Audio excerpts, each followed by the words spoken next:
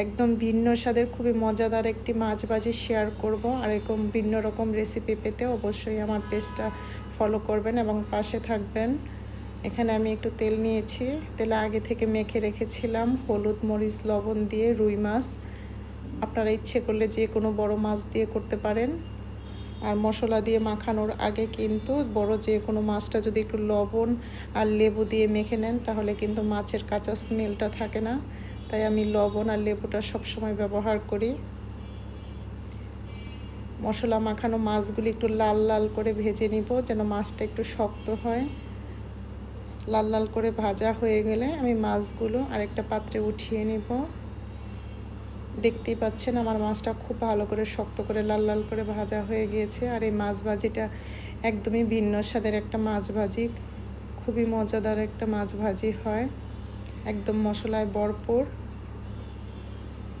এখানে আমি বেশ খানিকটা তেল নিতে হবে এবং কাঁচামরিচ পেঁয়াজ খুব ভালো করে ভেজে নিতে হবে।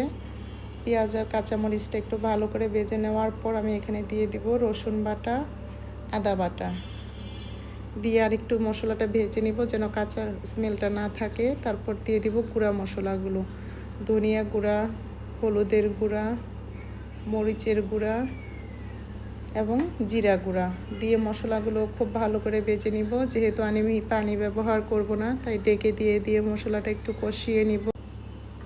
কষানো মশলায় আমি আগে থেকে ভেজে রাখা মাছের পিসগুলো দিয়ে দিব। মাছের পিসগুলো দিয়ে খুব ভালোভাবে মশলার সাথে মিশিয়ে নিতে হবে যেন মাছের সব পাশে মশলাগুলো খুব ভালো করে ঢুকে যায়। এবং এই ভাজিটায় যেহেতু পানি ব্যবহার করছি না তাই খুব সময় নিয়ে অল্প আঁচে ডেকে দিয়ে মাছ ভাজিটা করে নিতে হবে।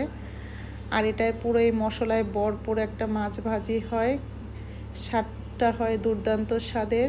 আর এটা কিন্তু ভাত ছাড়া পোলাওয়ের সাথে খেতেও ভালো লাগে। অবশ্যই যে কোনো মেহমান বা বাসায় অনুষ্ঠানে এটা ট্রাই করে দেখবেন। খুবই মজাদার মশলায় ভরপুর একটা মাছ ভাজি। আর একটু ঝাল ঝাল করতে হলে কিন্তু একটু মরিচটা বেশি ব্যবহার করতে হবে, ঝাল ভাজিটা মনে হয় খেতে একটু বেশি ভালো লাগে। আর এখানে দিয়ে দিব আমি পরিমাণ মতো লবণ।